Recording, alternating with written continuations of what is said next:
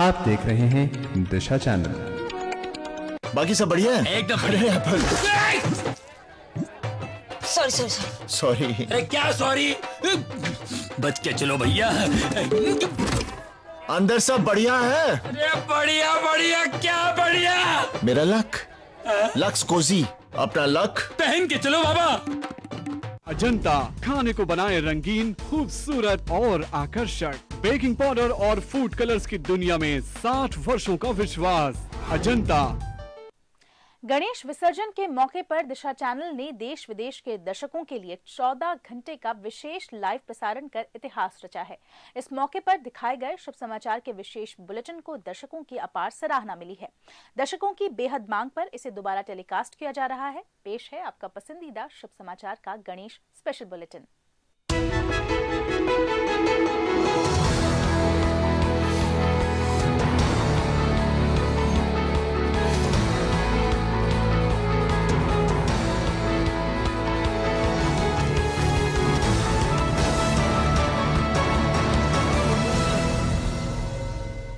शुभम, चलिए शुभारंभ करते हैं दिशा चैनल की खास पेशकश शुभ समाचार की इस कड़ी का। मैं हूं प्रियंका। शुभता के प्रथम प्रतीक भगवान गणेश को समर्पित हमारा विशेष बुलेटिन। अपने इस खास न्यूज प्रोग्राम में हम आपको दिखाएंगे कि कैसे सर्वधर्म समभाव के प्रतीक बने गणपति, भारत की स्वाधीनता में क्या योगदान है गणेश चतुर्थी का, और उठाएंगे पर्दा गजानन के शरीर के रहस्यों से। लेकिन खबरों की शुरुआत पहले सुर्खियों से। सर्वधर्म समभाव के प्रतीक बने गणपति, भारत की स्वाधीनता में गणेश महोत्सव का योगदान, गजानन के शरीर के रहस्यों से उठाएंगे पर्दा, कलाकारों की रचनाओं में गणपति के रंग,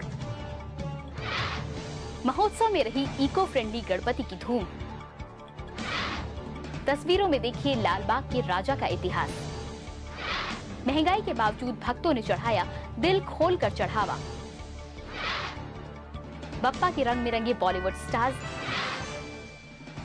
और रियल लाइफ के भी दुख हरते हैं अष्टविनायक। आज गणपति सर्वधर्म समभाव के प्रतीक बन गए हैं। देश भर में गणपति पूजा महोत्सव में इसकी झलक देखने को मिली। लोगों ने जाति, धर्म, संप्रदाय और रंग के भेदभाव को भुलाकर गणेश महोत्सव को बड़ी धूमधाम से मनाया। इसी पर देखिए हमारी ये खास रिपोर्ट। गणनायकाय गणदैवताय गणाध्यक्षाय धीमहि गुणशरीराय गुणमण्डिताय गुणेशानाय धीमहि गुणातीताय गुणाधीशाय गुणप्रविष्टाय धीमहि एकदन्ताय वक्रतुण्डाय गौरीतनयाय धीमहि। गणपति बप्पा मोरिया के जयकारों से पूरा देश गुंजायमान है। लोग जाति, धर्म और देश की सीमाओं को तोड़कर लंबोदर की आराधना में लीन दिखे। शिवशंकर की नगरी वाराणसी में भी कुछ ऐसा ही नजारा देखने को मिला, जहां भारत आने वाले विदेशी पर्यटकों ने 10 दिन तक चलने वाले इस गणेश उत्सव का भरपूर आनंद उठाया। नाव पर सवार विदेशी पर्यटकों ने अपनी बाहों पर गजानन के स्वरूप को बनवाया, साथ ही अपने कष्टों और बाधाओं को दूर करने की प्रार्थना भी की। Actually, I can't see what he's drawing on my arms, but I can feel it. And this is like a samskara almost to me. This is like a big occasion. But this is Ganesha, and of course, Ganesha has many meanings. The first of which is probably is Vigneshwara, the remover of obstacles. But also he's Ganapati, and we study Ayurveda, Jyotish, and the sciences, the ancient Vedic sciences. So Ganesha is always invoked as the inspiration behind these. वहीं गोरखपुर में हिंदू मुस्लिम एकता और सांप्रदायिक सौहार्द की मिसाल देखने को मिली। गोरखपुर के बेतिहारा इलाके में दोनों संप्रदाय के लोगों ने विनायक की 21 फीट ऊंची प्रतिमा को स्थापित कर गणेश उत्सव मनाया और लंबोदर की आराधना की। पिछले 5 सालों से लगातार मनाए जा रहे इस गणेश उत्सव में सभी संप्रदाय के लोग सम्मिलित होते हैं। लगातार चौथे 5वें साल से हिंदू और मुसलमान भाई मिलके गणेश जी का ये गणेश महोत्सव मनाते हैं। इस बार की गणपति महोत्सव में लोगों ने सभी भेदभाव भुलाकर अष्टविनायक की पूजा कर आपसी भाईचारे का संदेश दिया। ब्यूरो रिपोर्ट, शुभ समाचार। गणेश महोत्सव एक धार्मिक त्योहार है, ये हम सभी जानते हैं, लेकिन इस पर्व का आध्यात्म से इतर भी एक पहलू है। भारत की स्वाधीनता की लड़ाई में गणेश चतुर्थी को एक ऐसे अवसर के तौर पर उपयोग किया गया जिसने ब्रिटिश ताकतों तक ये संदेश पहुंचा दिया कि भारत की एकता को तोड़ना मुश्किल ही नहीं, नामुमकिन है।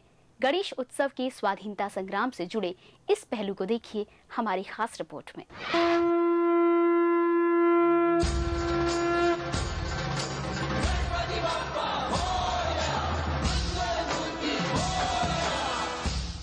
गणेश चतुर्थी हिंदुओं के प्रमुख त्योहार के रूप में मनाया जाता है, लेकिन इस त्योहार का आजादी के आंदोलन में एक महत्वपूर्ण योगदान रहा है जिसे बहुत लोग नहीं जानते हैं। भारत के स्वाधीनता संग्राम के दौरान इस त्योहार को धर्म के एक प्रयोग के तौर पर इस्तेमाल किया गया, जिसने ब्रिटिश साम्राज्य की नींव हिलाने में महत्वपूर्ण योगदान दिया।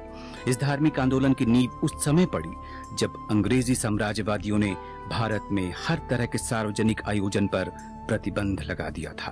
भारत में किसी भी त्योहार या अवसर को खुलकर मनाने पर भी रोक लगा दी गई थी।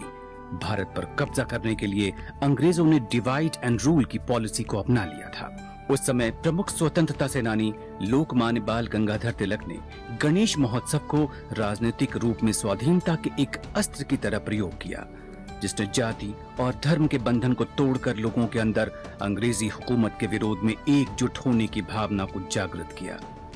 महाराष्ट्र के पेशवा शासक 1893 के पहले तक गणेश चतुर्थी भाद्रपद माह के शुक्ल पक्ष की चतुर्थी को मनाते थे। लोकमान्य बाल गंगाधर तिलक ने इस धार्मिक उत्सव के जनवादी पहलू को पहचाना और इसे 10 दिनों का महोत्सव बनाकर जन आंदोलन में तब्दील कर दिया। इस देश को आजादी भी इसलिए मिली कि राजनीतिक आंदोलन के प्रति के मूल में धर्म और आध्यात्म था, और गणपति विसर्जन का जो पर्व महाराष्ट्र का है, आज पूरे भारत में इसका विस्तार हो रहा है और यह एक उत्सव के रूप में मान्य हुआ और यह परंपरा आज तक जारी है। गणेश चतुर्थी को तिलक ने जन विरोध का माध्यम बनाया। बौद्धिक चर्चाएं, नुक्कड़ नाटक, कविता पाठ, संगीत आदि माध्यम अपनाकर गणेश चतुर्थी को महज आध्यात्म तक ही सीमित न रखकर लोक राज के संघर्ष का मंच बना दिया। गणपति शुभत्व के प्रतीक है, किसी भी प्रकार के विघ्नहर्ता के रूप में हैं, विघ्नकर्ता के रूप में भी हैं।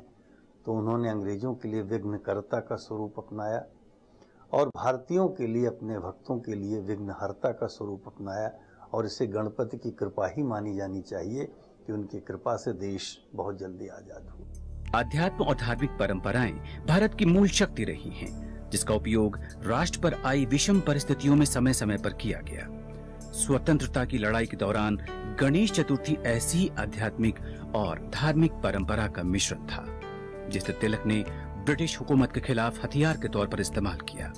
इस गणपति महोत्सव ने जाति, वर्ण, तमाम भेदों से ऊपर उठकर राष्ट्र को प्रमुखता दी, राष्ट्रीयता को प्रमुखता दी और एकजुट होकर के अंग्रेजों के विरुद्ध आंदोलन किया। इसके बाद एक बात साफ हो गई कि भारत में अध्यात्म पूजा पाठ से बढ़कर है, और जब जब संकट का समय आया है, अध्यात्म ने एक ऐसे सूत्र का काम किया है जिसके आगे बड़ी से बड़ी ताकतों ने सिर झुकाया है।